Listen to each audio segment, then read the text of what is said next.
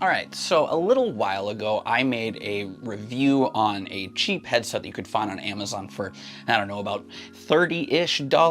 And the TLDR of that video was I didn't recommend that you buy it, and instead I recommended you save a few more dollars until you can get something that is a little bit more reputable. Again, the price is cheap, and I get it. You know, sometimes you just need something that works, and technically this has worked fine for the couple weeks that I've used it, but I think that you could get a lot more mileage out of your dollar by getting something a bit more reputable. See, I did say that. Well, today I want to review another cheap headset that can also be found on Amazon for, again, that $30-ish price point, and yeah, this one might actually be worth your money. But let's talk about it. This is the FiFine H9 wired gaming headset.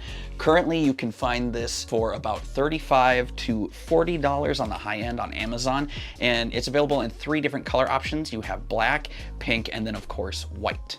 Out of the box, you get the headset itself, you get the headset microphone, which comes pre-detached, and then you get the USB attachment as well, which has the microphone, headphone, and surround sound controls built onto it. Considering the price of this headset, its build quality is decent enough. It's made of mostly heavy-duty plastic with a little bit of aluminum as well.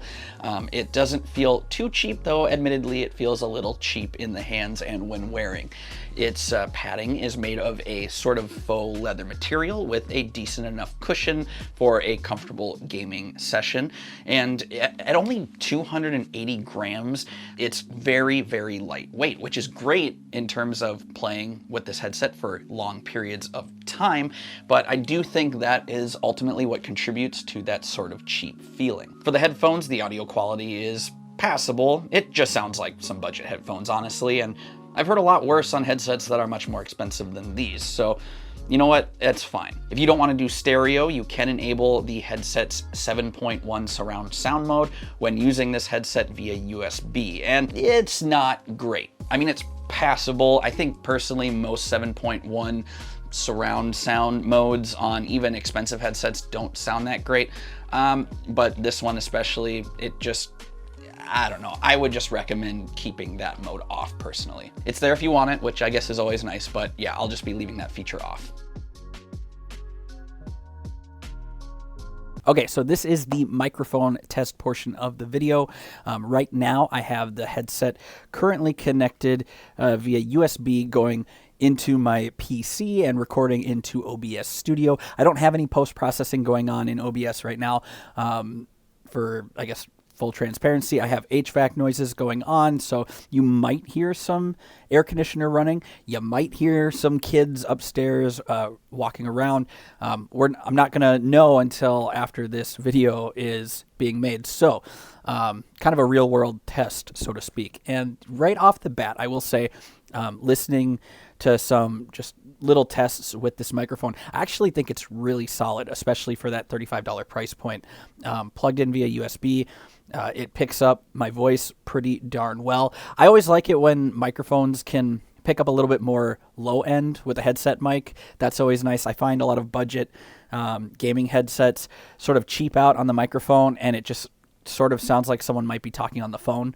And on this one, it picks up a decent amount of low end and sounds pretty clear. Surprisingly good for a headset of this price point. Now, I guess just for some testing purposes, I'll go ahead and type away on the keyboard just so you can hear how that might sound. So, yeah, I mean, I don't know how much it's canceling out. But yeah, no, it's pretty darn good. I actually really like it a lot. I'm going to type away now and not talk and just see how that goes. And yeah, I think where we start to see a little bit of audio degradation is when we stop going from the USB mode and unplug this cable and go to 3.5 millimeter. And well, we'll just switch over to that right now and you can kind of hear the difference. All right, and now you are hearing the H9 headset via its 3.5 millimeter connection instead of its USB. This is what you would use when you're, say, plugging directly into a controller like an Xbox controller or the PS5 controller and using chat that way. At least from when I've been listening back to things, it's a pretty significant downgrade in audio quality, which is a little bit to be expected. But yeah, let's go ahead and again, everything's still, I still got my HVAC running. I still got the air conditioner. Kids are still upstairs, all that stuff. I'll go ahead and type for a quick second. Yeah, I don't know how much of it, or if any, has been affected in terms of like what's coming through and what's not coming through. But there's sort of an idea of what the audio quality is like. Honestly, what's most disappointing about using the 3.5 millimeter connection isn't even the audio quality for me. This is honestly kind of how I expected the headphones or the headset to sound just overall.